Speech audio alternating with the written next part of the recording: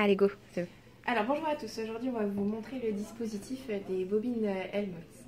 Pour commencer, on va d'abord faire l'étude sur une spire, ensuite on fera l'étude sur la deuxième spire et après on branchera donc les bobines en configuration Helmholtz. On y reviendra pour dire ce que ça veut dire cette configuration Helmholtz. Nous allons utiliser un teslamètre, donc avec sa sonde, un générateur de courant et un ampèremètre. Avant de faire la mesure, il est nécessaire d'étalonner le teslamètre. Pour étalonner le teslamètre, il est important de le faire avec l'alimentation allumée, mais la bobine non branchée, pour la simple et bonne raison, c'est qu'on a un transformateur dans l'alimentation qui fait que ça génère un champ magnétique. Donc pour cette manip, tout simplement on va allumer le teslamètre, il n'y a aucun autre branchement à faire. On sait que le champ magnétique lors de nos mesures va être selon l'axe, donc c'est-à-dire suivant X, il suffit de regarder sur l'axe ici et là. Donc pour l'étalonner, on a une petite touche 0. Donc il suffit de se mettre, peu importe l'endroit, mais en tout cas on est près de la source.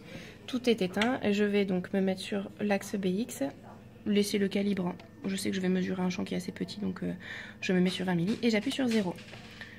Normalement le champ voilà, va se mettre aux alentours de 0. Si c'est pas le cas, on peut éventuellement réappuyer sur le bouton. Et a priori, on est bon pour la mesure. Donc je vais pouvoir procéder au branchement de... Alors, une petite remarque.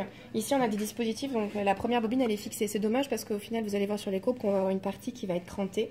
Donc si le jour J, vous avez la possibilité de prendre deux bobines, en tout cas dont la première est mobile, ça peut être bien parce qu'on aura accès du coup aux informations qui sont avant. Et la sonde ici, le dispositif ne permet pas d'aller suffisamment loin. Donc on y va pour les branchements. Alors on va faire attention parce que malheureusement on a pris une alimentation qui nécessite des fils particuliers, on ne peut pas aller partout donc c'est pas très pratique.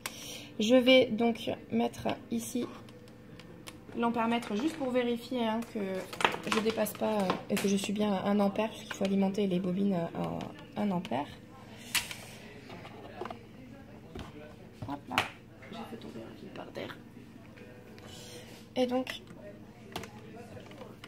on alimente juste la première bobine et on va pouvoir réaliser la mesure de l'évolution du champ magnétique au fur et à mesure. Donc là, je regarde, juste petite astuce, on est bien à 1 ampère. C'est bon, pour être sûr de bien positionner mon 0, ce que je vais faire, le 0 pardon, je vais me mettre avec ici la sonde, chercher la valeur du champ maximal pour... déterminer la position 0 et commencer mes mesures à partir de ça.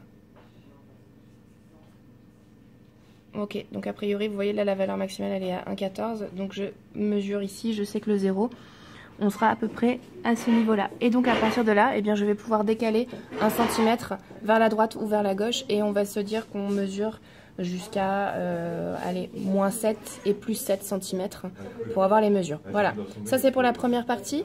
Pour la deuxième partie, vous allez procéder de la même manière, c'est-à-dire que là je bloque, je vais mesurer pour la deuxième spire, d'accord, je ne remonterai pas parce que c'est exactement de la même manière. Et enfin, pour la dernière partie, vous allez mettre en configuration Helmholtz. Tout dépendra du rayon des bobines que vous avez choisi. Attention de bien les prendre identiques si ce n'est pas un dispositif Helmholtz.